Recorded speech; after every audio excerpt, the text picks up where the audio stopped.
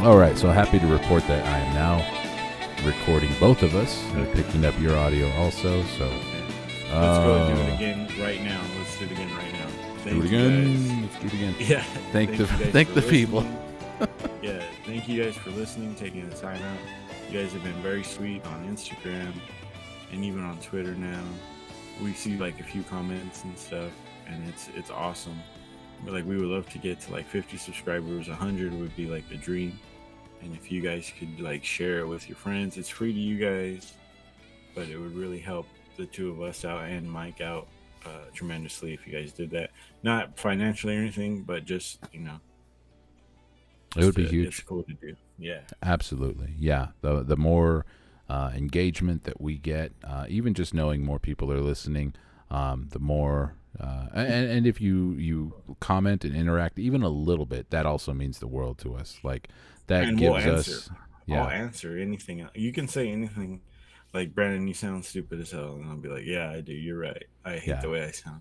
We'll play absolutely, because that's like you said, not even monetarily, but that'll give us something to bounce off of and just kind of gauge the interest of some of our listeners too, and give us a little bit of direction. That's always fucking great. But yeah, Absolutely. we were recording for about a solid 5 minutes, and we had just started talking about the Derek Lewis fight and once I realized that I wasn't recording Brandon's audio, so we're Yeah. starting fresh now. I had kind of talked a little bit about how I thought that the card over delivered, and Hmm. we had a little bit of a back and forth about that, and we'll talk about it here right now because one of the points, and we're going not in non chronological order, or not even backwards chronological order, because we're talking about this Derek Lewis versus Marcos Rogerio de Lima fight. This is one where, given that the fights were happening in Salt Lake City, Utah at elevation, I was really expecting this heavyweight fight to potentially be a sloppy affair. Yeah, Um, absolutely.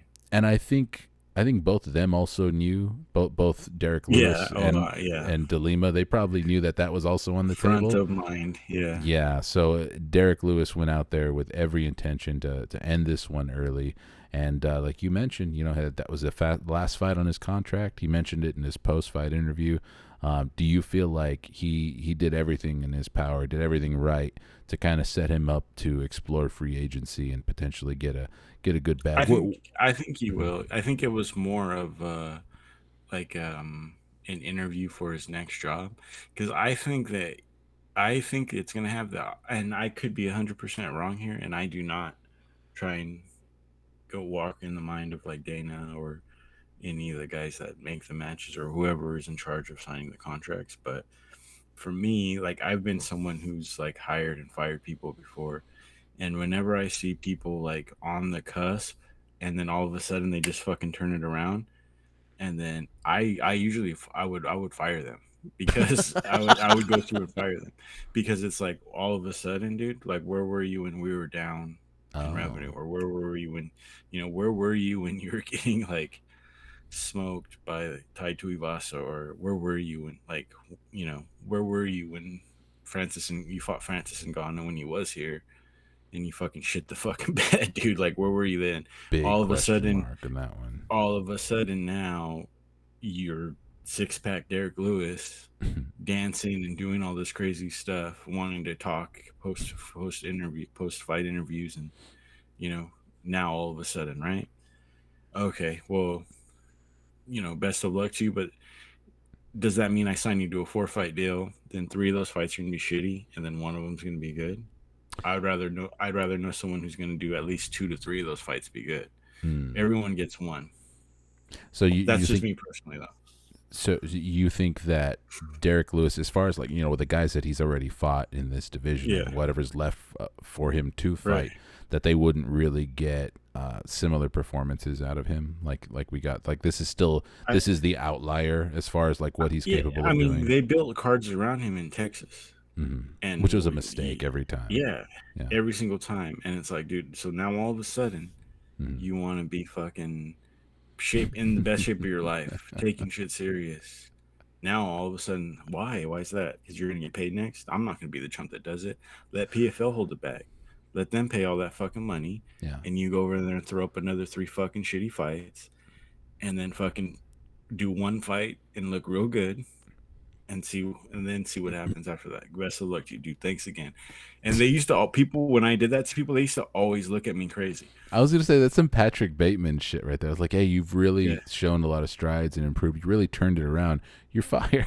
Like what? No. I used to do that straight up to people. I used to like they would be on like a write up and they were like they did real good when I after I hired them in their probationary phase, right? The Right. first 90 days, P's and Q's, always on time, real nice to me, respectful to the customers, respectful to the staff, right? Mm-hmm. Then after their probationary period, they start to slip. Mm-hmm. I'm the type of guy where I let people kind of like find their own way. And Yeah. then I start writing you up, letting you know, and then they keep doing it. They keep pushing it. Then they're on like their second, right? It maybe, and it's like getting close and they're like on a probation. Then all of a sudden they're on time. They're doing good. Everything looks great. And then they think like, oh shit, hell yeah. And then it comes up and then I have a good resume on hand, like someone I can hire. Yeah. Okay. I All go, right. hey, That makes. Uh-huh. best of luck to you. So Think it looks like you're doing great. Carry that over to who you're going. And they used to look at me like you're insane. And they're like, yeah, because think about it. I've had you here for 8 months. The first 3 months you were great, right? Then I had 4 months of you just absolutely terrible. So those 3 months were waste because I was training you. You weren't doing anything. And then when I really needed you for those 4 months, you fucking shit the bed, never came in, called in sick, treating people like shit, mm, doing everything else. Then the 1 month where you're afraid for your job, then you want to do good. I don't need people like that. Bye. okay, I see. You know what See I'm one of saying? those timelines because I was already thinking. Well, the way you're framing it, it's basically like once you let your like work slip, you're basically done because it's like No, you because a can't. lot of people would they let their work slip because it's for like personal reasons, uh like their kids are sick and that happens absolutely. Yeah. But when it's someone who and of course every situation is different, and so but it seemed like to me like Derek Lewis always had this. What he did, he's always had that in the tank, and he just didn't want to do it because I'm paid. I got 3 more fights left. The fuck you Mm, gonna do? I'm Derek Lewis. You know what I'm saying? And he did amazing shit. But he's different. He's not fucking Marcin Tibura or like one of these fucking guys. He's a fucking all time record type guy. So you yeah. can't really. You've got like so he would be an outlier. So for me, I'd be like, cool, but this isn't going to be, then you want to talk raise, you want to talk fucking maybe moving up the ladder. I don't think so. I'd be like, well, let's keep you where you're at. Yeah, it's kind of tough because we've seen what Derek Lewis's ceiling looks like and the kind of performances that he's put in, and then it's. I mean, I don't know how much he gets paid per card because the UFC doesn't disclose those things anymore. And I'm not going to turn this into a fucking complain about fighter pay Yeah. situation either. But I imagine that they probably started paying him in kind, and he probably got a nice, bump in a raise. He has some nice fucking cars, nice houses. Yeah, and then you don't get that for a little bit, and I think that they were still getting their money's worth even when he was on his losing streak though, because when you kind of Sure. look at how those happen, like if you're the UFC and you don't necessarily care so much whether this person is the hammer or the nail, he lost to Tai Tuivasa in spectacular fashion. He got knocked out. He Great got points, folded. man. He got Great folded by Sergey Pavlovich. The Spivak one probably was the least impressive because he got arm triangle choked in one round. So that's kind of, yeah, if you're invested on whether or not he's going to be like a title contender, he definitely started to slip in his performances. Not that any of us really had him pegged for much of a title contender, but I mean, he's been there before. He fought, was it Yeah. DC for the title? Yeah. Yeah. I think that was like a short notice. Not like a great fill-in. fight. Yeah. No, it definitely showed. Okay, that's a definitive. There's levels to this kind of scenario. Well, he fought Um, Francis, no? Or was that I was that when don't. Stipe was the champ? I don't think that was for the title at that point Yeah. because I think Francis had just lost to Stipe, and then he fought Oh, good. Derek Okay. Lewis, I Yes. believe. Yeah. A good So point. Okay. yeah, but man, to come out with a flying knee like that, more heavyweights should just That come was out and sick. throw some Yeah. flying bullshit because it Yeah. seems to be a way higher percentage move at heavyweight. Like, I remember when Fabricio Verdum came out He and used to do some fought. wild shit, front kicks and shit. Yeah, he Yeah. would just come out flying, throw a flying fucking sidekick or something. I Throw didn't. fucking boomerangs at people.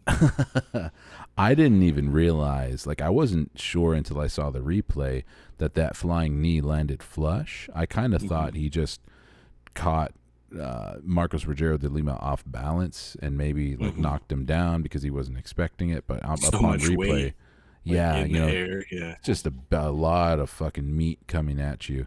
But no, on replay, that the knee really split the fucking defense and landed right on the chin, man. So I'm shocked that De Lima didn't go out. Honestly, that was a picture perfect flying knee.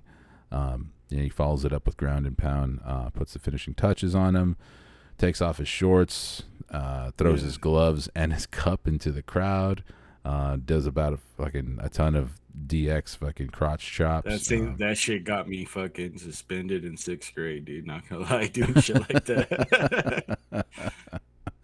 Yeah, man. And then announces his free agency. And you already kind of said it, like you kind of compared it to your tactics. Yeah, psycho but ass fucking.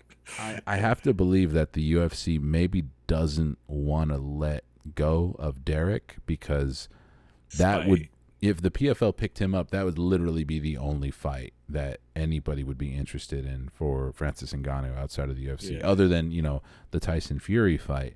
Yeah. But they don't have any heavyweights over there that they can sell a Francis Ngannou fight with. That's a big payday, $2 million. I'm sure Derek Lewis wants that fight. It would be, if I'm his manager, I'm saying, hey, let's angle towards this fight. Let's get you over to the PFL because it's his fight immediately if he gets out. But if you're the UFC and you want to retain him, like what kind of move could they make to compete with that? Because they're not going to say, hey, here's $2 million for one fight. I mean, they might offer him that across another 4 or 5 fight deal or something, but yeah, I would say give him a 5-fight deal with like 3.5. Like you're gonna get 3.5 across that. With these stipulations, you have to make weight, of course. Mm-hmm.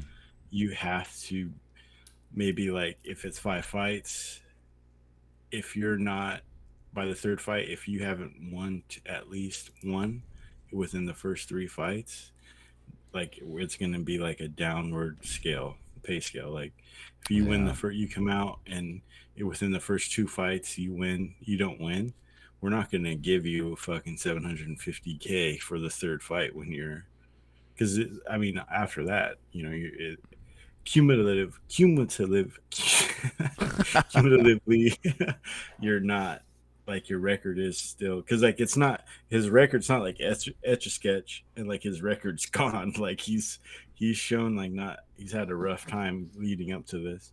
I mean, what ultimately matters though is just the engagement they get from it. How many people reach into their wallet to see a Derek Lewis fight, win or lose, though? That's the fucked up part about it. It's like the UFC can act like, well, if you start to lose again, we're going to pay you less. But in reality, people are paying just to see him fight. They don't give a fuck if he's winning or losing. Yeah. And if Ronda does make her comeback, they're going to want him on the card. Yeah, man. Because I was telling Mike, the only thing and I'm surprised we're still talking about this fight. It's kind of funny. Crazy. But I was telling Mike, I think the only thing that could potentially bite him in the ass is if the PFL, like, they have to sign him to a contract first, and then fighting Francis is like on top of that, but not necessarily his rate. Because if the UFC has a clause where they can try and match any offer that somebody else gives, and then they have to, they get to retain him as long as they match it, then he might be a little screwed over, because the PFL might be like, okay, we're going to pay you $100,000 per fight. That's the contract, or 150 or whatever. And just for the Francis fight, that's a $2 million, payday, but that's separate. And I'm talking totally fucking out of pocket here because I don't know how the fuck these things work. We're over here all fucking but if Donald Trump in it talking art of the deal shit. But if it works out like that, and the UFC, kind of like what happened with Kayla Harrison, and the PFL, because they had a matching clause in her contract where she tried to Before go to the Mike's doppelganger fucking. Larissa Pacheco before she Yeah. pieced her up, because she tried to go over to Bellator, and Bellator offered her a pretty decent amount of money, but the PFL had the option to match it, and as long as they match it, they had the right to kind of block it, not let her go. Like she had to stay with them as long as they matched the amount. And I'd be curious to see if the UFC has anything like that going with Derek Like Lewis. a restricted free agent type deal. Sure, Because they have that in football, where it's like if you're on a 5-year contract, on that 4th year, depending on the way the contract originally starts, you can be a restricted free agent, and they have to match. And if you do match and you decide to go anyway, the team has to give you some type of compensation for that you tender them at. So like if you say, well, they're very good, this is my like top wide receiver, if we match and you go, we want a 3rd round pick from the team that does it. So the team can very well do it, but the team has to give you a 3rd round pick in compensation. But what comes with that is they have to give you a qualifying offer and pay you a 3rd round tender style contract. So they'd have to trade Derek Lewis to the PFL for Larissa Pacheco then. Yeah, exactly. That's a real 1-to-1 trade right there. We want Larissa Pacheco and we want Burgos back, please. Shane Burgos. Bubba Jenkins. Yeah. So, that's pretty exciting. I think, wondering when we'll find out if Derek Lewis he's going to the PFL. I don't think. He has to. Yeah, I don't think Dana. He's just not. If he was someone more like, not even like Almeida, like a prospect anymore. He's a finished product. You know what I'm saying? Yeah. And they have enough. They've gotten enough out of him to where it's like it won't hurt that bad. And I don't see the Francis fight being as entertaining as a lot of people think it will be. And he's already fought basically everyone in the division. Yeah. I mean, he, other than Aspinall, I mean, he's fought Spivak, Pavlovich, Tuivasa, Cyril Gane, Francis Ngannou. He's fought all the old guys too. Derek Lewis, respect to you, dude. Hard ass. That's sick. That's a fucking list. Because UFC heavyweight's not good, but the list you just ran off is very good. He's fought, pretty much whoever they had available. He's ducking Romanov. He's ducking Romanov. Talking about flying knees. Homie did the halfway flying knee. I think literally the only way the UFC could compete with a $2 million payday in one fight would be if they were able to like pull some major strings and be like, oh, okay, you get sponsors. You get full sponsors. You get to have a banner behind you like they used to have, like when they're announcing you in the cage and shit. And even then, I don't know if he's really gonna get $2 million worth of compensation. Maybe. I don't know how the sponsors work. I remember when fucking Schwab used to say back in the day that he'd get 6 figures for his sponsors. He's the guy that said, Brendan Schaub said that Floyd Mayweather knew who he was. He goes, hey, you, I remember you. You're the white guy that works too much. Fucking Brendan Schaub's a fucking moron, dude. I'm surprised Brendan Schaub. I'm surprised he hasn't tried to throw his name into the mix to fight Francis Ngannou for $2 million. Dude, he is sloppy, dude. He's sloppy right now. We'll go on Fighter and the Kid, dude. They document the way he looks and stuff, and it's crazy. There's no chance.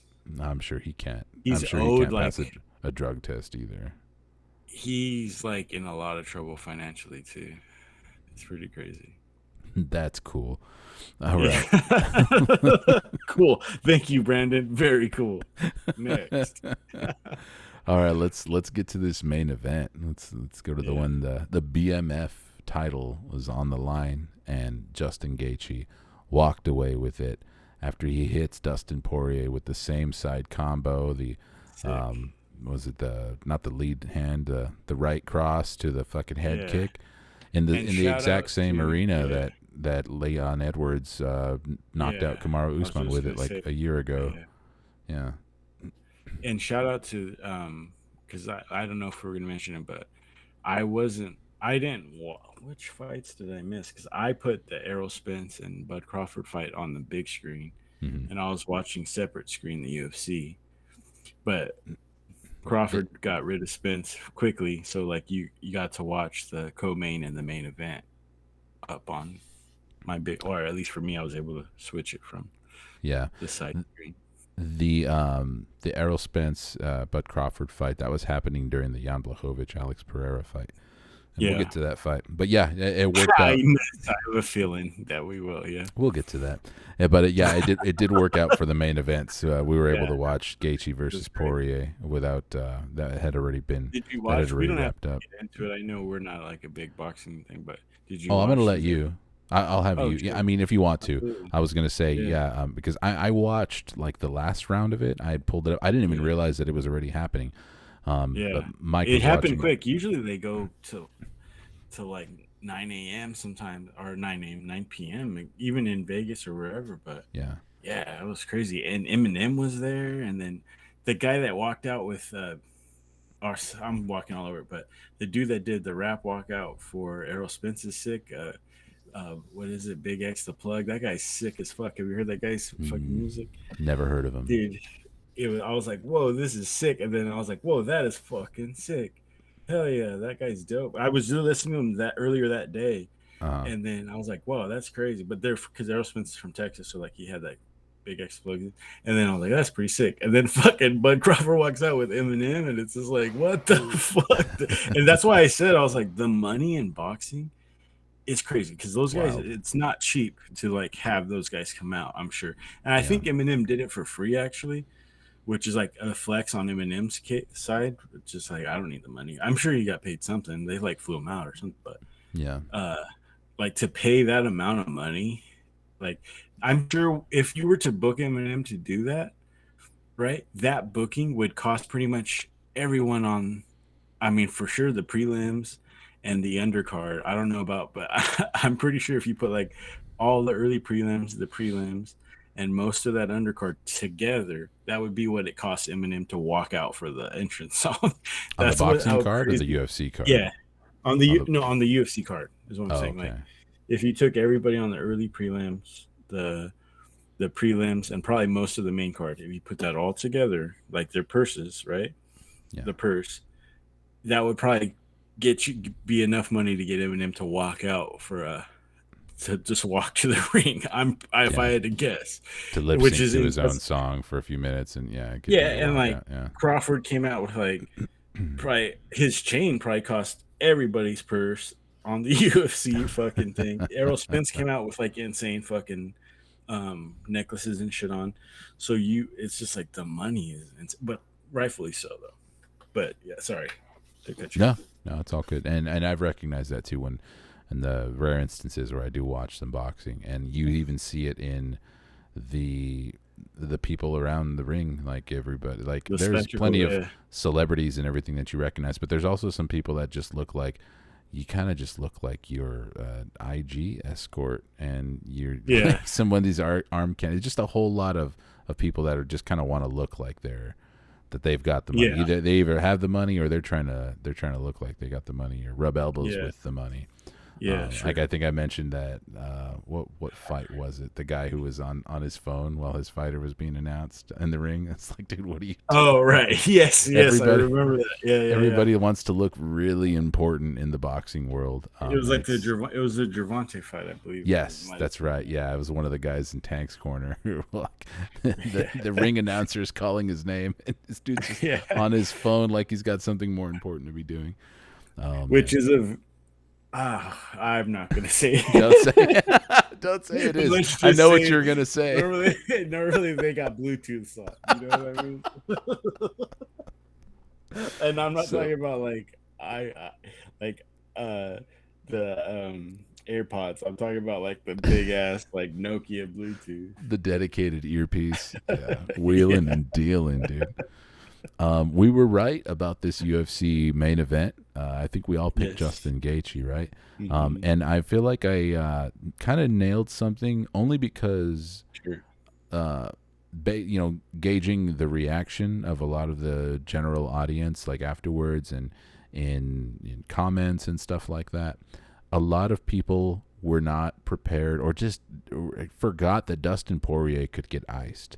I think we Yeah. just weren't really expecting it, and he's elevated to like such a like good guy status, for like Yeah. his fights opposite Conor McGregor. I mean, one of those Conor McGregor was in weird nice guy mode, which was just the weirdest now looking back on it. Hmm. And then the next one he was just playing the heel and talking about his his wife's in his And DMs and just he may be end up fighting for the BMF belt. It looks like on Twitter they both said like it's we'll sign possible. the contract, and then Connor's like, "Oh, I signed it," and it's like, "Whoa, dude, what the fuck?" And this is what Yeah, that was happening. and then in Poirier's most recent fight, fighting Michael Chandler, fucking Chandler's fish hooking him and spitting blood in his face and stuff and just being Yeah, hella dirty. So it was really easy for everybody's perception of Dustin Poirier to be elevated to just being this darling. You know what I mean? This guy's like, he fought for the BMF title this past weekend, but a lot of people had him pegged for someone who can fight for the NMF title, like the nicest yeah, motherfucker title too. And not to say that that makes him any less of a fighter, but I do think that some people kind of underrated the growth that Justin Gaethje has been showing, and yeah, oh Poirier yeah, has been. I'm not even prepared to say that he kind of had one foot out the door or anything like that, but he knows his value and he knows what he's he been elevated bodied to. Max Holloway. He made Max Holloway look like he wasn't even It like was a lot pretty of people much, forget about that. He yeah. kicked the living shit out of Max Holloway. Yeah, not at Max's natural weight, Right, but absolutely, even then, fair. still an accomplishment because that's the only No one held non-title a gun to loss. Max's head and said like, "Get in there." You know what I mean? Yeah, Like, yeah, that's the only non-title loss in Max's recent career. So yeah. yeah, no, definitely, and Dustin Poirier has earned all of that.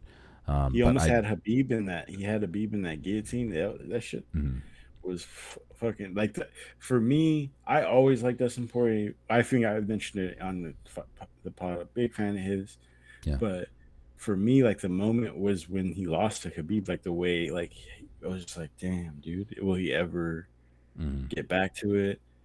He was Um, crying in his the way post-fight he's presser and trying. all that He's stuff. like, I Yeah, thought I had it. I was close, man. I was close.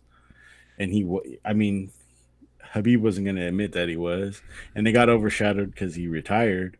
yeah, But like, it did look pretty close. yeah.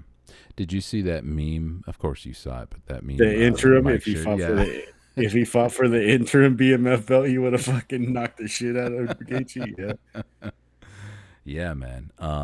I think, and we'll definitely get to Gaethje right now because he was the winner of all this and an impressive one at that. and But Fiziev looks a lot better now that you think about it. Now, like how good is Rafael Fiziev? yeah, man. Props to Gaethje for just being able to make the adjustments because the first round, Absolutely. there's no indication that this was what we were going to get in the second round. The first round was very, very close, contentious, exciting.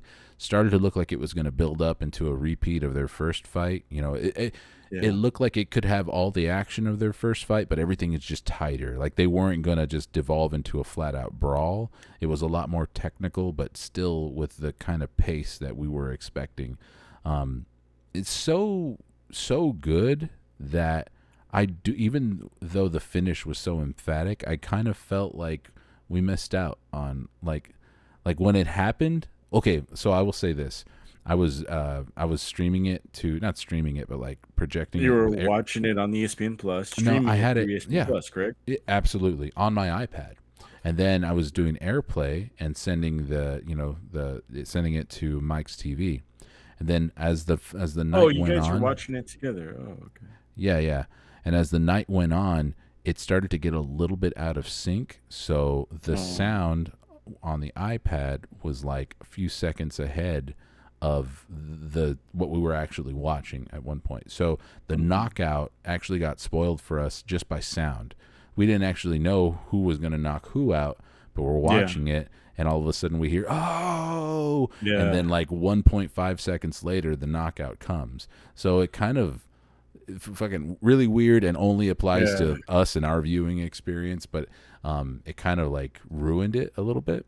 Um, Uh, but either way, I still had a feeling like, oh, that was it. Then that's the finality of it. Like we don't get to see, 4, potentially 5 rounds of this. Like I was kind of hoping, but yeah. Which is, man, you know what though? I mean, think about it. It sucks for Gaethje to get kicked the way he did. That shit looked hard as a motherfucker, dude. Like the slow mo reaction of like the way it like jarred his spine and everything else. But like, I think like the MMA gods kind of like God was just like, you guys are my 2 strongest soldiers, dude. Like I'm not gonna let you guys go out like that. Like because if they would have went 5 rounds, like one of those motherfuckers would have left different. And yeah, so you think about it now, Gaethje's gonna be going into whatever he goes into without straight up fucking car like multiple car crash mm, wounds and shit. mm, I'm pretty sure they didn't have to go to the hospital like they thought they were going to.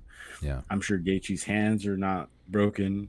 I'm sure their internal organs, everything is fine. So very I'm good sure, point. yeah, I'm sure Poirier's probably gonna have a 6. What is they give him like a pretty long, which you would think Pereira, Alex Pereira wouldn't have been able to get in so fast after being completely iced in his last fight, but um, Yeah, yeah, and it so showed. It showed. yeah. No, we're not talking So about how that long? fight yet. Yeah, We're no, not. no, but how? But I'm saying like this is the most. It was extremely violent, Mhm. but it was the most in a weird way. It was the most merciful thing that could have happened because those guys left to the rest of the fight would have fucking. So one of those motherfuckers would not be feeling so good right now, and I'm pretty sure both of those guys this far out probably feel okay. Good, very, very, very good point. Especially if we're looking at what comes of this, what the next fight is up for those guys, because that could mean that Gaethje, who very likely, I know you guys said you don't think he should, but I do think the UFC is considering putting him in a title fight now. Yeah, But Islam Makhachev has a date with Charles Oliveira this October, and we all saw that Conor McGregor's fucking coked out ass started tweeting immediately.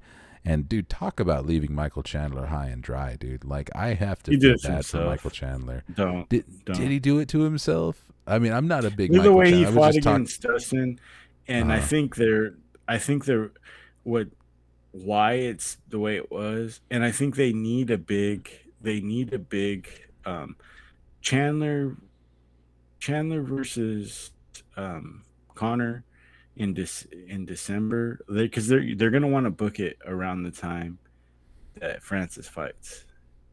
So you that think makes sense. fucking Connor and Gaethje for the BMF isn't gonna fucking I mean, my pig ass is gonna eat all that slop, dude. Like I will be the fattest, greediest little pig in the middle of that trough, dude, just uh, eating that shit up, dude. So Very, it's very very, very smart. good Yeah, point. I mean, I would have thought like as long as they march Connor out there to compete with that, then it would have been all gravy either way. But yeah, that really does elevate it for the BMF title. Yeah, I mean, there's nothing that would have stopped him from making up a new BMF title for Chandler and Connor. There's yeah. also that, but But I think um, too the reception um that or at least lack thereof of because they have real time stats of like okay you're on the Ultimate Fighter. Like, are you moving the needle? Do people like you? Like, there's so many crazy sabermetric stats now. Like, what's his engagement on social media? What's this? So they know like what's going on. They're like, oh, dude, no one gives a fuck. I mean, not that anyone was gonna give a fuck about the Ultimate Fighter anyway, but mhm, it's been a crazy dud. And like, not only, I mean, his fighters are winning, obviously, kicking the shit out of Connor's team, mhm. but it's not performing like I guarantee like they thought.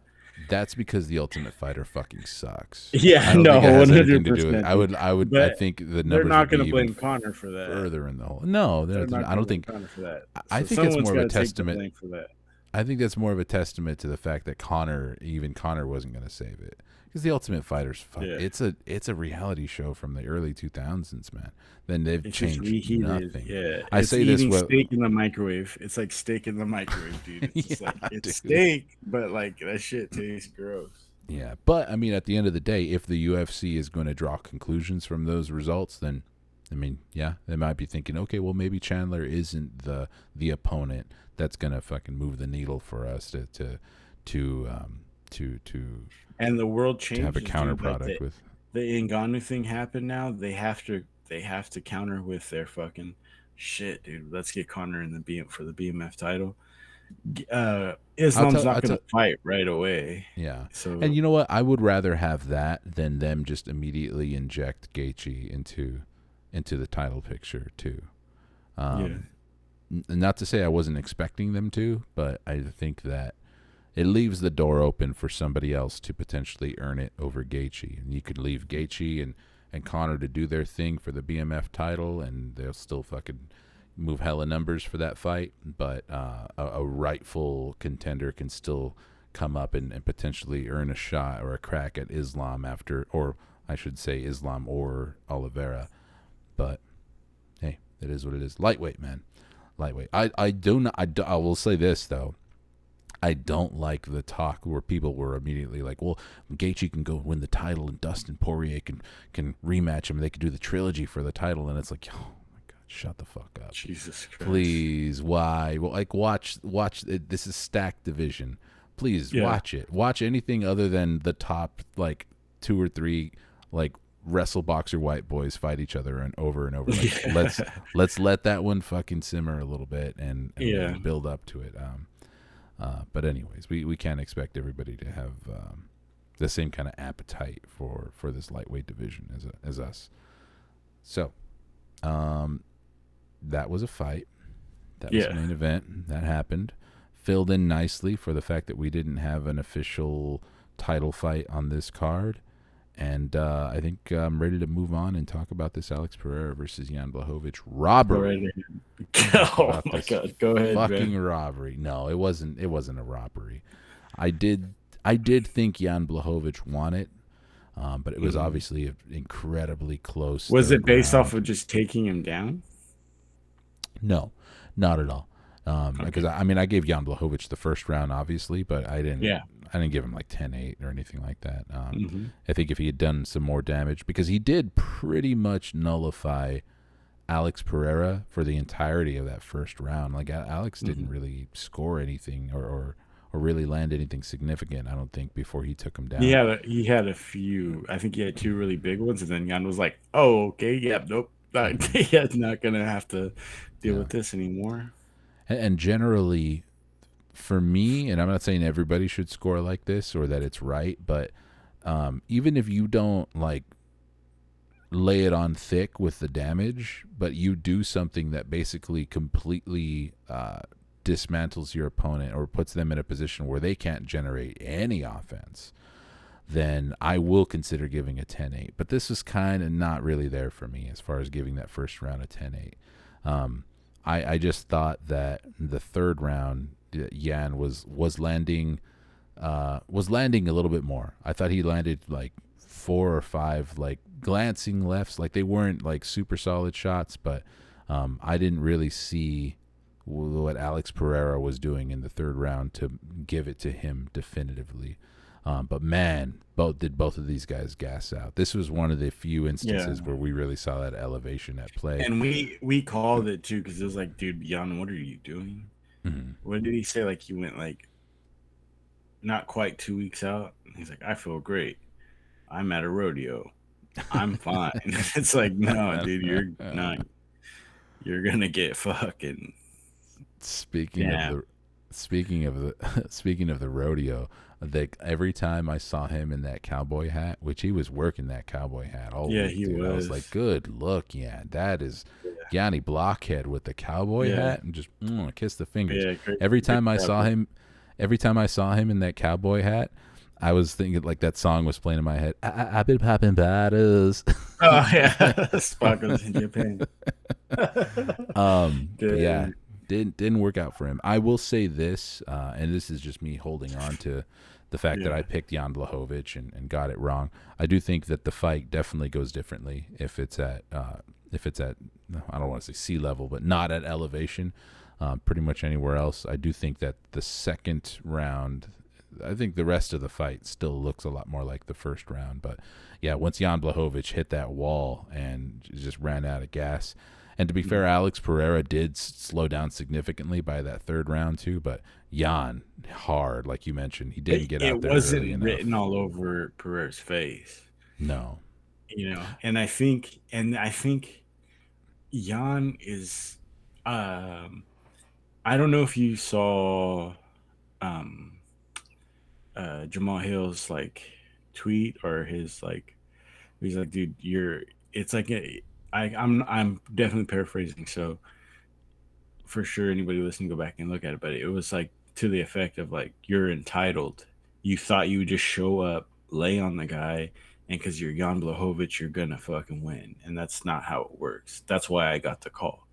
And it was just like, dang, dude, that I kind of agreed with him in that. It's like it kind of like a little bit of like entitlement issue where it's like, I got robbed. Like the way he acted after was like, I got robbed. Like, dude, if you won, it was the whole robbery thing. Like his initial like, or he's still on it on social media. I'm still seeing him Yeah. talking about it. It's like, what do you mean, dude? Mm-hmm. When was the last time he knocked someone out? It's been like 3 or 4 years now. But who knocks out Jan Blachowicz though? That was my counter argument because Mike said the same thing. Like he did the whole checks calendar. He hasn't knocked anybody out since, whatever. But very Mike thing. Very Mike thing to do. But also, yeah. But he's also Yanni Blockhead for a reason. Like everybody, Weasel You're was very talking. biased, boy. You're very I'm biased for the I am, Bulls, dude. But I think it's because I wanted him to stick it to everybody who was like, oh yeah, that left hook is going to be free. That's all day. He doesn't have a defense for that left hook. I didn't think that at all, and I didn't say that, right? No, not you. The Weasel did. No, but a lot of people were saying that, and I saw the Weasel's breakdown, and I was like, but I've said this too, though, is the thing I think about the Weasel now that he's so where he is to the point where he is like he's very much in the pocket of my bookie. So I think he really pushes that because they're probably telling him like, we need a lot of people, we need that money on Pereira, dude, and your opinion matters. So like, let's kind of, and I guarantee you he has those email they're like, we need Pereira here at least to even the money out, and I guarantee you he did it. I would like to see what the prop lines were for Pereira by decision. Like, because obviously I think the easiest pick or the most obvious pick would have been Pereira by knockout, I guess. So yeah, to pick him by decision in this fight, especially on a card where so many of the fights have been going the distance. I don't know if those things factor into the lines, like if those things are updating as the card goes on, where the bookies will look at it and be like, well, God, we've had this many finishes, we have to be due for a decision, So they don't. I don't think they really care. They just want enough money on one side and enough money on the other side to where they don't lose their asses completely. To hedge everything. I see. Yeah. Yeah. And then they make their money off the parlays. Like the people that do parlays, that's really where they make their money. My last point that I wanted to make about this too, and it's mostly in response to like Instagram comments and YouTube comments and stuff like that, where people, or I see people giving their reasoning for why they think Alex Pereira won. And a lot of it, especially for the third round, seems to come down to a lot of people just like, well, Jan was gassed. And it's like, okay. And it's like, well, Alex Pereira tore his leg up. It's like, okay, but that happened in the second round. And I understand he's gassed. I understand the optics of it. It's hard to look like you're winning a fight when you're gassed. But dude, if you're landing, I mean, fuck it. Who gives a shit if you're gassed? Like you could still win a fight and exchanges if you're gassed. I think the optics really, really skewed it towards Alex Pereira in that third round, because that third round was super close. I mean, you saw the Weasel breakdown. Like it was a matter of like 2 significant strikes that put it in Alex Pereira's favor, and I'll concede to that because I will say the I've been on Weasel. the other side of this where he did Uh-huh. the Makachev and he did the Volkanovski. Makachev Volkanovski. He's like, trust me, guys, Volk or Makachev got 6 knees right here. You didn't Mhm. see it, but I'll let you know he did. It's like, dude, every other strike you showed like frame by frame, but we're just gonna Yes, take your word for the 6 fucking knees that he got in the that's clinch. that's Oh, hilarious. sure. That's hilarious Thanks. that you mentioned that because he Mhm. also did that for this fight at the end when Yeah, Jan he gave him Blachowicz like the 3. He gave Pereira like 3 strikes, right? well when Blachowicz takes him down at the end of the 3rd round, he's like, okay, then Blachowicz takes him down, and Alex Pereira lands 6 heel kicks and 2 Yeah. elbows off of his back. I'm like, what? What the fuck are you talking about, dude? And was that more of like recoil from getting hit and landing on his back and his leg just kind of flopping? And I then it's yeah. I don't know. I wouldn't even count that shit. Like honestly, No, I mean, I know it's exactly what you mean. So like elbows I've off the been on the back, other side sure. of that. Uh I huh. really wanted Volk to win that fight. I thought Volk won that fight. I Uh huh. concede like okay, fine. But the whole like Makashev got 6 strikes here. I don't have time to show you all of them, but he did. And it's like, oh, great. What does this do for like how are you what is how are you leaning if it turns out we get a Alex Pereira versus Yuri Prohashka fight as a result of this for the undisputed title? I think that's the move that they got to make. It makes a whole lot of sense that Yeah. Alex Pereira, man, could be the fastest like 2 division champion that that the UFC's ever seen, and with the relative inexperience too, like having such a he's 8-2 now. Um, does this are you who are you leaning towards, Pereira or Yuri? What's your early kind of prediction for that? Yuri Prohashka I am also leaning Yuri by a Prohashka. submission. Some weird ass, same type of shit submission. Hmm. I think Yuri can stand with him too. Not, I don't think that would be He the has no best. defense, dude. Like that guy really has no defense. That guy does not hold his hands up. He moves his head or he'll like jerk to the left. Like he doesn't like Uh try huh. to absorb this shot. Like he'll move, Yeah. but Okay. that's not defense. I'll rephrase that. I don't think he should. I don't think he should stay at distance with him. Yeah. But I think standing up, I think he could put a certain amount of pressure on Pereira, and it's also going to involve clinching and stuff like that. It definitely takes like what Glover was doing before it kind of went to shit. It definitely takes an advanced game, like a well-rounded game to Mm, really be not saying like he's like this god or whatever, but it takes an advanced game to really nullify a lot of the weird shit that Yuri's going to do, mm, to where you're centered in your own, like you're not going to impress. Like it goes back to like this Errol Spence and Crawford fight. Like a lot of the guys that fought, both the guys would say, well, Crawford was a better fighter to me when I fought him. Sean Porter said it was because Crawford was well rounded and he knew who he was and he wasn't going to change to fight me. Where mm, Spence tried to change what he was doing to beat me. mm, And so I think Glover didn't have to change what he did. He just had that belief in him. Where I think Pereira's going to think like, I gotta do something different here. I'm gonna have to, like, he's gonna be doing this weird shit. Where mm. that's the inexperience, the MMA inexperience that he has. That's why I think Yuri has that over on Pereira. Yeah, yeah. I think Yuri has he doesn't have any tool that is better than Pereira's kickboxing, but yeah, just the well-roundedness and the fact that we've seen he can go 5 grueling rounds, Yeah, and hang on the floor with Glover Teixeira. I think it's.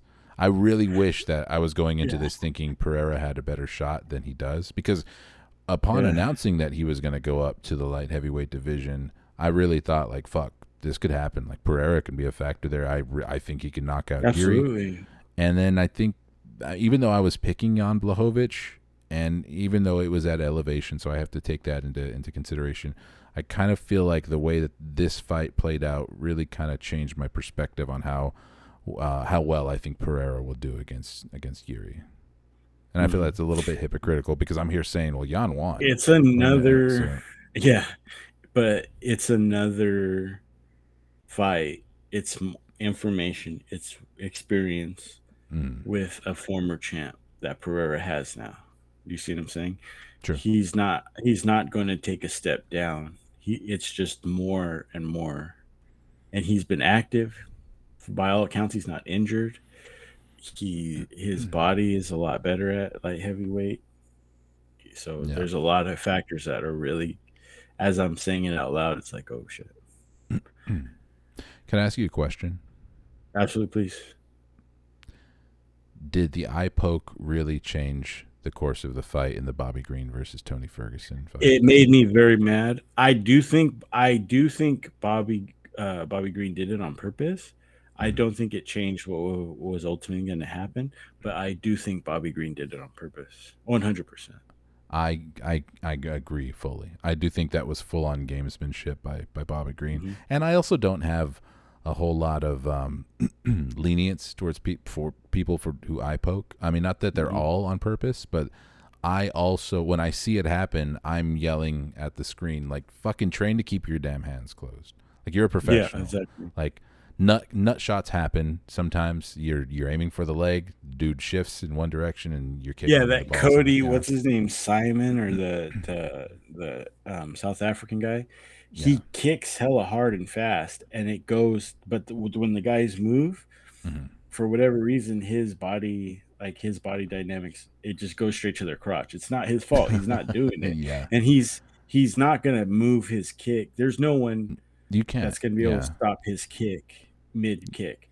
You're throwing where the leg was, and if by the time your leg gets there, it's not the leg anymore, then But his hand started open from cocked position to fucking the guy's eye. So it's like, dude, that looked fucking, and it was right after he got hit, and it wasn't the type of drop where Tony did that to Chandler, where Chandler was kind of like real explosive going backwards, and kind of his own momentum took him that. Tony caught him, and so he looked wobbly, and he goes, "Fuck, I need a second. I'm gonna poke this motherfucker's eye, and then hopefully I get like at least another 2-3 minutes." And that's exactly what happened. It didn't change I think it just prolonged the inevitable, but for sure it was on purpose. Yeah. This is a weird one because Bobby Green showed, like he finished with an arm triangle, which was really like, whoa, like, okay, regardless of whether or not we were all picking Bobby Green, we certainly didn't picture it going that way. So there's that, but there's also, hey, you got dropped by Tony Ferguson. Yeah. And, so what's two sides to the coin there, Bob. Hard to gauge like where he really sits in this lightweight division. But Jesus also Christ, he was like wearing that 50 Cent fucking outfit the whole week. Like, you gotta, anyone that dresses like 50 Cent, So I gotta remind myself though how much experience Bobby Green has. 30 and 14 and 1. Who said that? Who made that? Alluded to that. I think it was Kevin Holland, right? When he's like, I don't know who it was, but someone said like, but they're retired now. So it wasn't Holland. It was someone who's like retired now. And they said like, I went in to train and I saw Bobby Green and he was fucking old as fuck. Like, he already had like 14 fights under his belt already. Yeah. And like, now I've gone through my whole fucking career and the guy's still fucking fighting. Like, that's fucking crazy. Yeah, man. So Tony, less experienced than Bobby Green, but looking, he's wearing it in fight years, and we're definitely getting to, we're to that point in a Tony Ferguson like aftermath, where we have to like ask ourselves again, like what is the right matchup for Tony in this lightweight division, because he's not going to hang them up. Tony is, if I'm gonna quote the meme or make the meme out of it, Tony the type of guy to fight until he dies, basically. Um, Yeah. I do kind of, I don't have any hunger for any more Tony Ferguson fights in the UFC. No, no, man. If he wants to keep fighting, they're gonna keep booking him. But even just from like the perspective of a consumer, I have to start thinking like, hey, if because I pay for these pay-per-views. I reach into my pocket and I pull out my Absolutely. hard-earned money, and Same. Tony Ferguson is not worth the price of admission anymore. No, I mean, hasn't he been. should only be on the prelims, but he's dropped 6 in a row now. A beloved fighter. He's a guy. Interestingly enough, like I wasn't kind of like Mike. I wasn't a Tony Ferguson fan until his losing streak started. Actually, I think that kind of Oh, wow. endeared me to him. Not like, Yeah. oh, he's a loser, I like him now. Not like that, but Yeah. I kind of like wanted to see him get back on top and turn it around. Like I wasn't really so super Yeah. invested in him on his way up. Yeah. For me, Yeah. like I was a big Tony fan throughout his 12 fight streak, and it was more so because of the Ultimate Fighter. And I think I mentioned that to you. I've talked about it on this pod, like within one of the episodes. It was like the Ultimate Fighter was. This is gonna sound so fucking hack. I don't even know if I should say it, but like everyone has like rough times in their life or whatever. They're down or up, and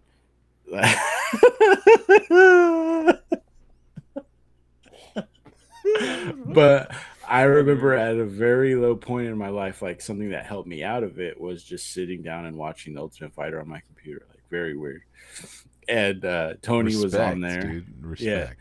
And this is when it was good. I'm talking like BJ Penn, Ian Spolver. Mm-hmm. I'm talking fucking Great. uh yeah. I didn't watch that season either, but I've seen the clips. You know what I mean? Yeah. Yeah, where he's mocking what's his name? Or the guy who was crying and stuff. Like, yeah, a lot of Yeah. golden moments came out of that Yeah, season. yeah. So like I'm talking about like that Andy Ultimate Wang. Fighter. Andy Yeah, Wang. and then I was yeah. I was in a I was in a really hard like or like the rampage and fucking Rashad Rashad. fucking sick, dude. And that was like the when I would watch it, and I would watch reruns of it and shit, and I was in like a hard fucking rough patch in my life. And then I remember Tony like some of the shit he said was like it didn't make any fucking sense, but I was just like, dude, this guy like he just fucking believes in himself. You know what I'm saying? Like this guy just does not care, and it really fucking resonated with me as like, dude, no one fucking is gonna give a fuck about you but yourself. Like no one's gonna fucking get you out of this but fucking you, dude. Yeah. And it got me believing in myself, and I turned my life. Not to say it was only Tony or whatever, and there was way other factors, but like I always kept an eye out for him after that, and then like he fucking started doing well, and then I was just like, shit, dude, hell yeah. And then like El Kukui is such a sick fucking. I don't give a fuck. That's a sick nickname. You can tell me That's whatever good you want. stuff. That's a sick nickname. So it was just like, hell yeah, dude. And then the way he went after Top Connor, tier walkout music too, by the way. yeah, Just absolutely. so perfect. Yeah. Yeah, fucking, and then the whole fucking b-boy type shit, like and it's just like I like people that are like that autistic to where it's just like, dude, this fool is in his own mind. Like this fool is in his own space, but he just does not give a fuck. I as someone who cares so much about what other people think of me, I try to act like I don't. I care so much what other people think about me. It's Yeah. to the point my detriment and to my entire life. Though Mm-hmm. he just does not give a fuck, and that was always endearing to me. Like right, wrong, indifferent, whatever. This guy does not give a fuck what you think about him. He's gonna do whatever the fuck he wants to do. And then like what you said when he went on that loss streak, I think he kind of became self-aware of like, oh shit, now I'm not winning all the time. Like the whole time now you guys are asking me kind of the same questions, but now I'm seeing that you guys were making fun of me the whole time. And I see. I didn't realize it. And now I see you guys were making fun of me. And I saw the fucking and I've done that in school, like where you have that friend that you kind of make fun of, but he doesn't really know it. He doesn't know that he's the lol pig, right? Or lol cow, they call him lol cow. Or and then when they realize they're the lol cow, they're just like, ah, damn. And Yeah. like I saw that in his face where he was like, the locale, and it was just like shit, dude. So that's what it was for me. It was never like I just always thought he his craziness and his just insane belief in himself at a point in my life really helped me out. So That's touching. I mean, it was very funny at first because yeah, it was it just was kind very of like, funny wait, at are you first. really gonna say the Ultimate But Fighter in no, the when I future? say yeah, But it was Steve, yeah, Tony. you It see was what I'm saying? Tony. Yeah, Yeah, yeah, no, it was, it was and it Tony. wasn't so much Tony because it's not like I'm not gonna go beat the shit out of my wife and then flip a fucking Ford Raptor into a ditch or whatever. But what I'm And saying is brag like, about breaking my teammates' ribs and yeah, it was always just like this fool does not give a fuck what you think. He fucking masters his fucking craft. He does it all himself. He doesn't need anyone. He can sustain himself. He Mhm. builds his gym himself. He works Yeah, out himself. He fucking manages. He does everything himself. So it's like you don't need anybody. You can get to this high level of like right there to fight Habib Nurmagomedov, and he did it all himself, and he's yeah, insane. yeah. So yeah. Isn't it interesting how yeah, I think a lot of us do think, and I'm like you in that, like, I do wish I didn't give a fuck what anybody thought about me, like, Mm-hmm. at all.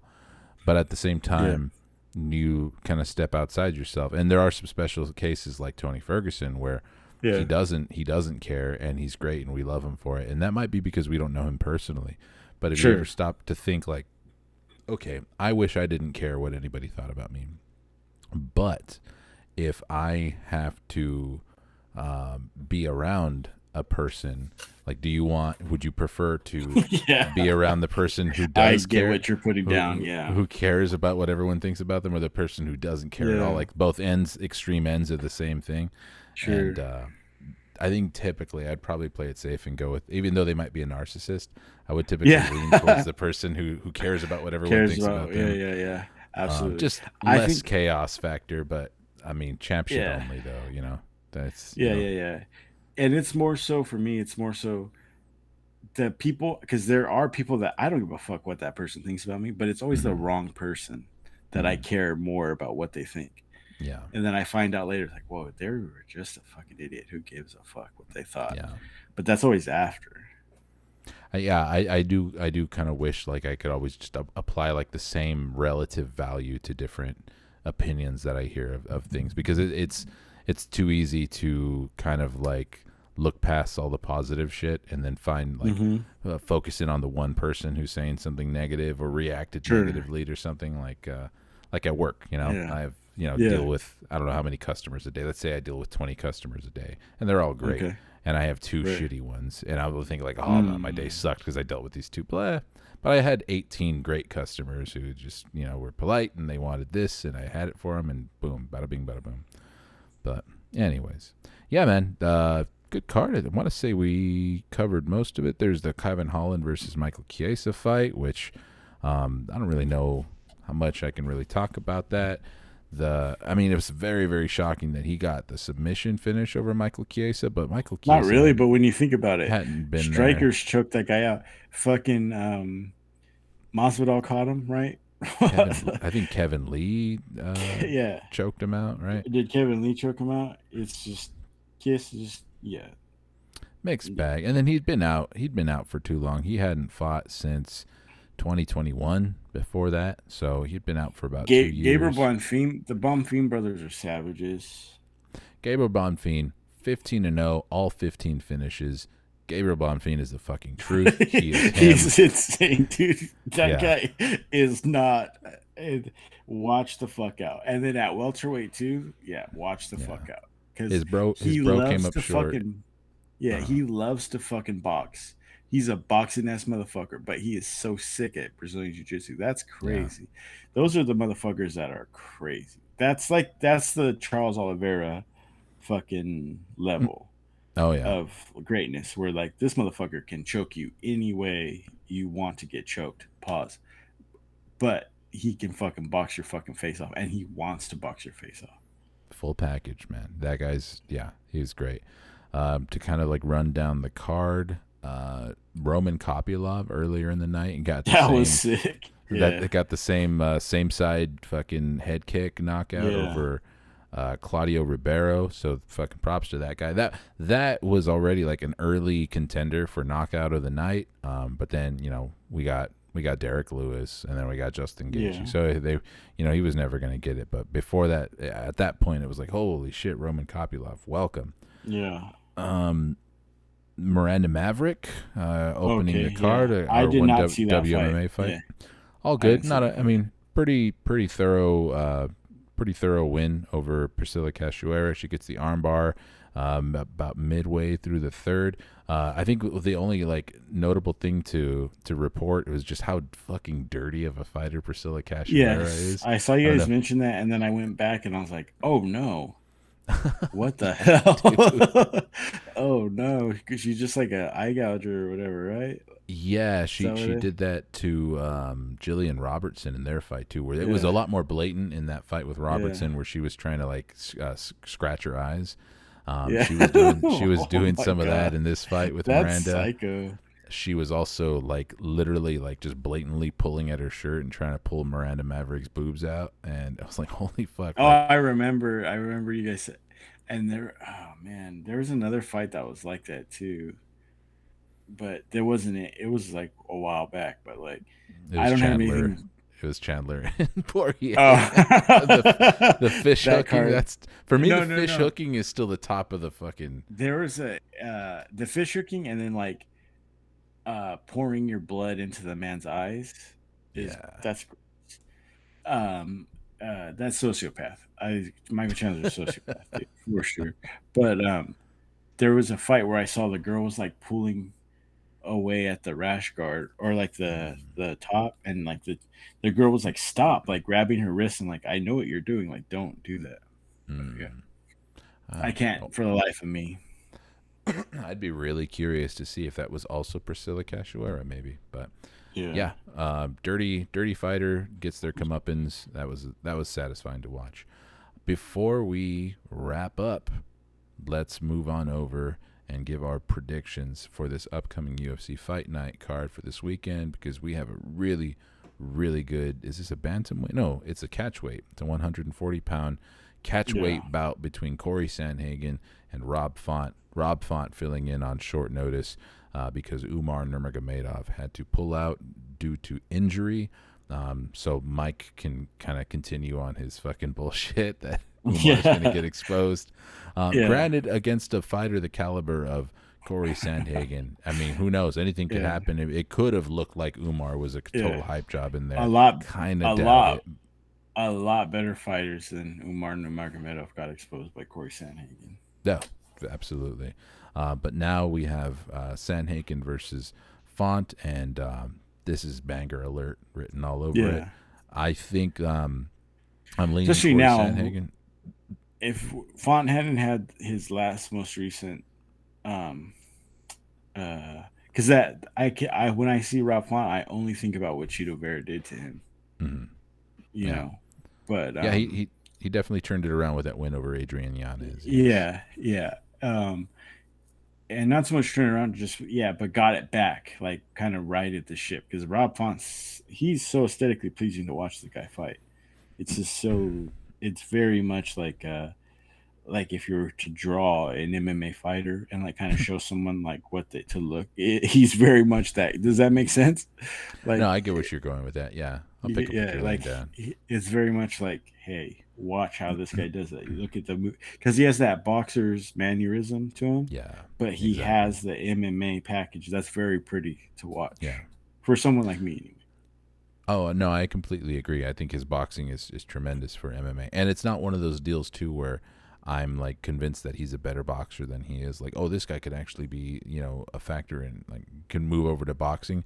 Not necessarily. I do think that he is probably one of the better guys at making boxing work for MMA, though, and like getting absolutely. It to go in the context.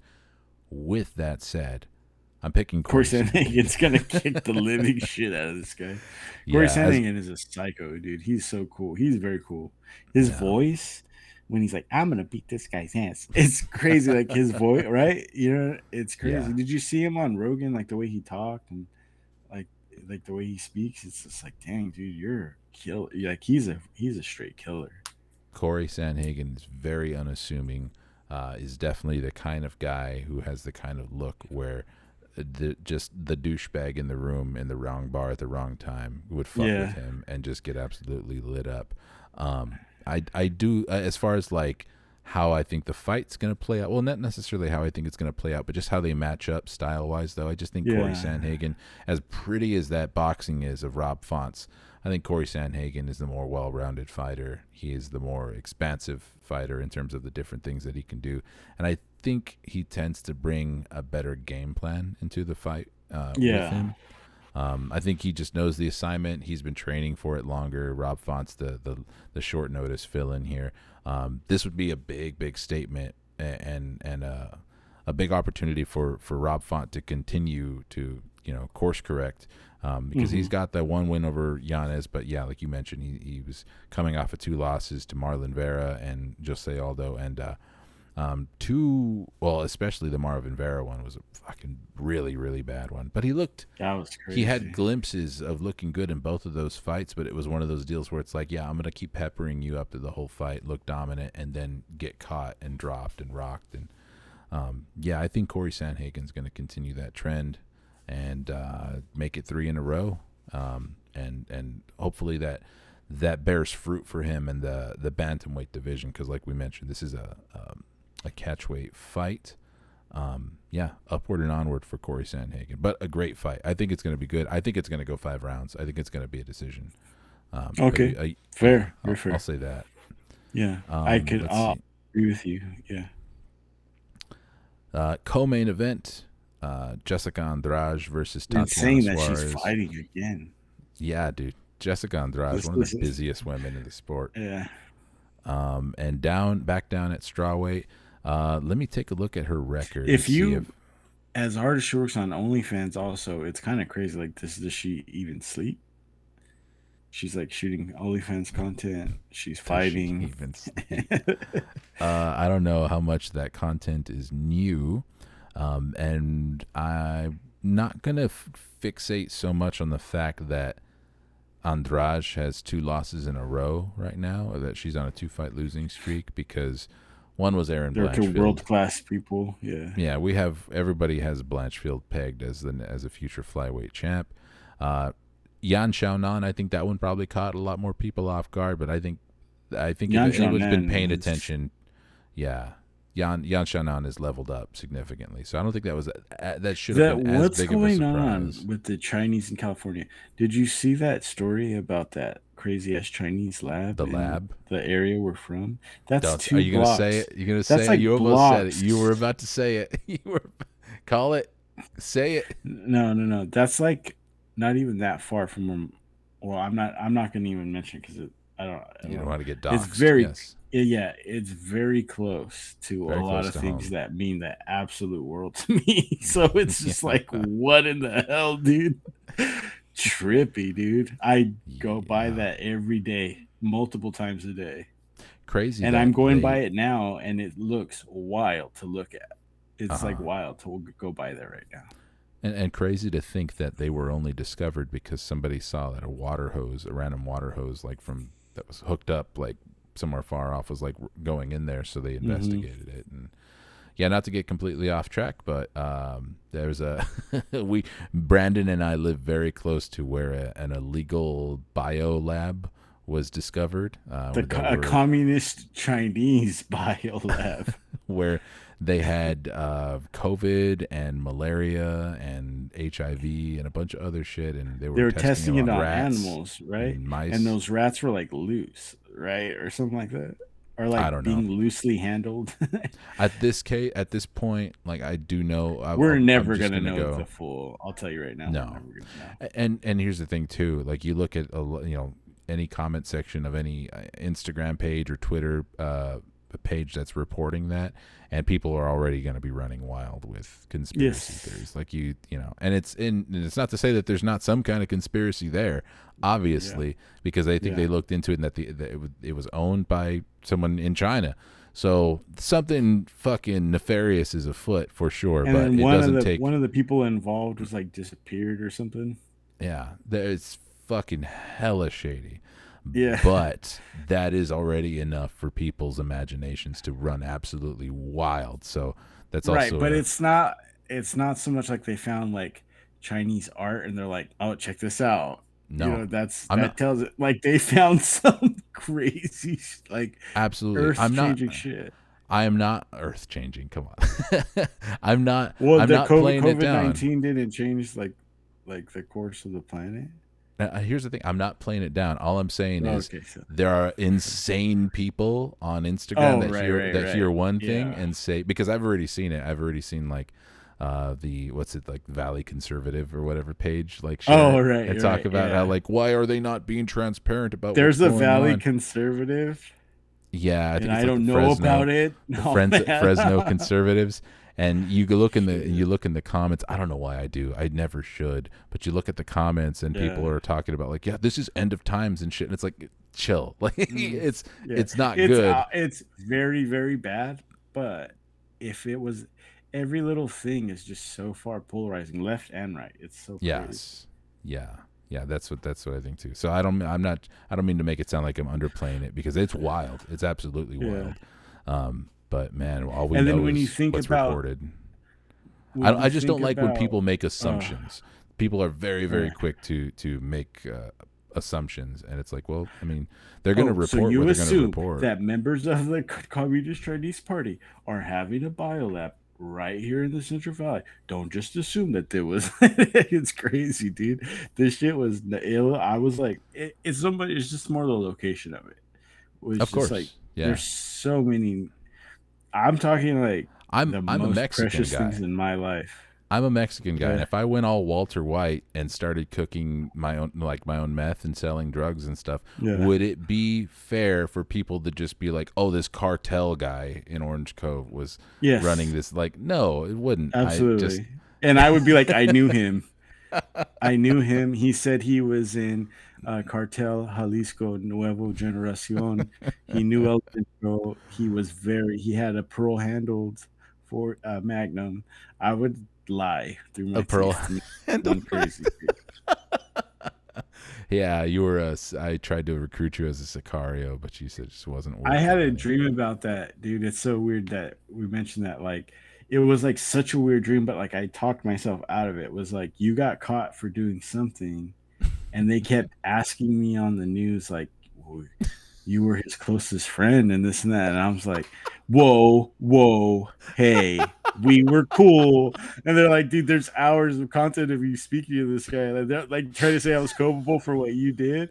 And then I was like being a piece of shit on the news, like lying, and then like kind of like making you look way worse, and then you got off, and then you like confronted me about it, and then like mid dream, I was like, "Oh no, like this isn't real, dude. This isn't real." And then I woke up thinking it was a Saturday, and it was like Tuesday. So it was the weirdest fucking thing, dude. That's hilarious. Yeah, I'll give you a pass right now. yeah, You have a family, you have a wife, kids. yeah. If I It was a really if they ever insidious thing. find the bodies, Yeah. Brandon, I give you full permission to throw me under the And it bus, and was, that's and I okay. messed up because I was listening to this thing about it's like and I haven't finished it, but it was like the scorecard killer, Hmm. this dude, and he was like a along with Jeffrey Dahmer lines type of thing. And like I think what you had done in my dream was like pretty crazy like Like that. And that, everyone's like, huh? yeah, and then everyone's like, you knew where these guys were. Why Uh don't you huh. just fucking tell us? You knew what he Uh-huh. was doing. There's Is we have it. And then I was like, yeah, I didn't. And then like I went on the news like saying like it was all him. He was so nice, but but the scumbag thing that in my dream is that like I went like on this interview show, and I was like, I knew it the whole time he was deeply troubled, and like I was just kind of like throwing you away under the bus.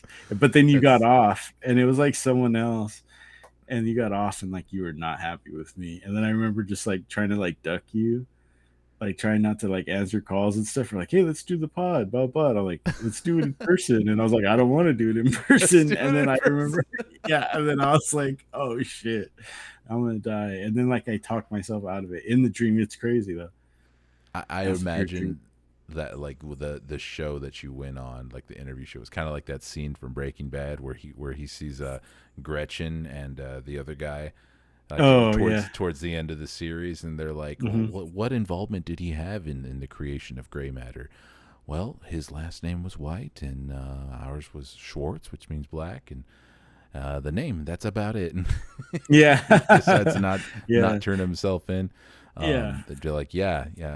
Brandon does this podcast with a gun to his back. Yeah. Just know that right now. And has Rodell been talking to you? Has Rodell slipped up and mentioned my knowledge of decommissioned wells and in the area or anything No. like that? Oh, No. Okay, good. geez. I don't want him But he talking was too saying much. that you and I should go to the go golfing. He's like, why don't Oh, you he's and me go golfing? And I'm just like, yeah. oh, now you're saying decommissioned wells, and I'm having dreams about you killing people. Yeah, Dang. Rodell's trying to leisure sport it up. I could tell he wants to go golfing and go bowling and all of that good stuff, which we should, I guess. Yeah. Oh Against him. yeah. I love But to golf. before we make plans for that, I think Tatiana Suarez is going to beat Jessica Andrade Yeah. because we didn't Absolutely. finish our breakdown for that, and we're not. We're about almost an hour and 30 minutes in. We're not going to do a breakdown for that fight, just because of timing. But if we were doing a WMMA episode this week, Mike, who's not going to hear this, we would have a full breakdown for that. But there is a big WMMA card the next week, so expect an episode recapping the Jessica Andrade and Tatiana Suarez fight and giving a breakdown to the was it Poliana Viana versus Yasmin Lucindo? I think that's the Hmm. fight. Fucking great fight. And a couple other WMMA fights on that card. So stay tuned. Look forward to that. And of course, Brandon and I will be back also to recap the Corey Sandhagen versus Rob Font fight. All that good stuff and more. And probably some updates, ongoing news updates about the communist Chinese biolab that was Yeah. uncovered in Reedley, California. I should probably beep out Reedley, California too. Like people don't know. Like they can't look it up. It don't matter. Yeah. It don't But matter. what was I gonna say? Clarissa Shields is gonna fight Keith Thurman or whatever. Did you see that? Wait, who? She's Clarissa gonna fight Shields, the who? boxer. She's Keith gonna fight who? Thurman. Keith That's a Thurman. man's name. Yeah, she's gonna fight a man. What? She's like, I'll whip your ass. You're fucking Mm-hmm. nobody. He's like a former champ.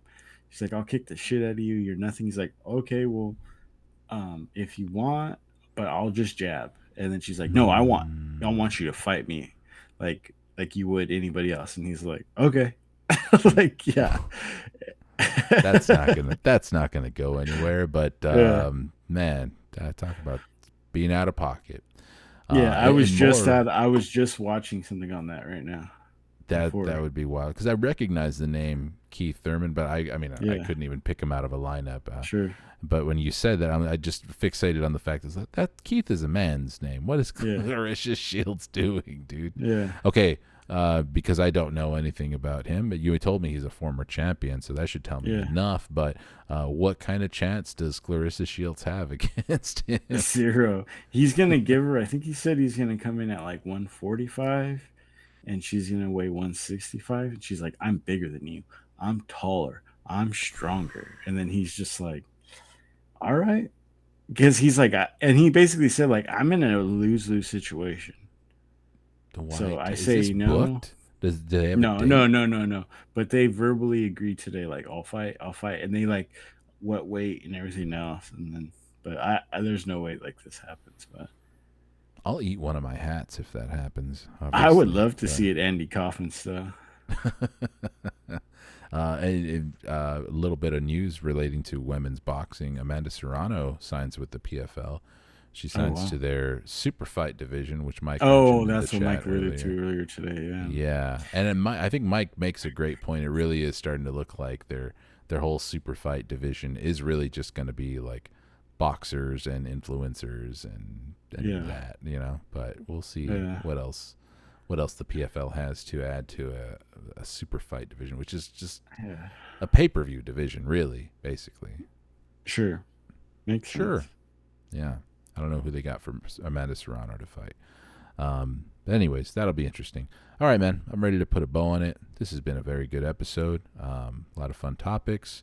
I think it's hilarious that you're dreaming about me being a serial killer. Yeah. That's funny. I don't know if it was exactly you were a serial killer, but accused. you had killed someone, and you were accused of killing some. I don't know that, like, you have those dreams where like the key information is like, but you're very well aware of it, but like you don't know exactly how you got there. The rest of it's just like weird shit.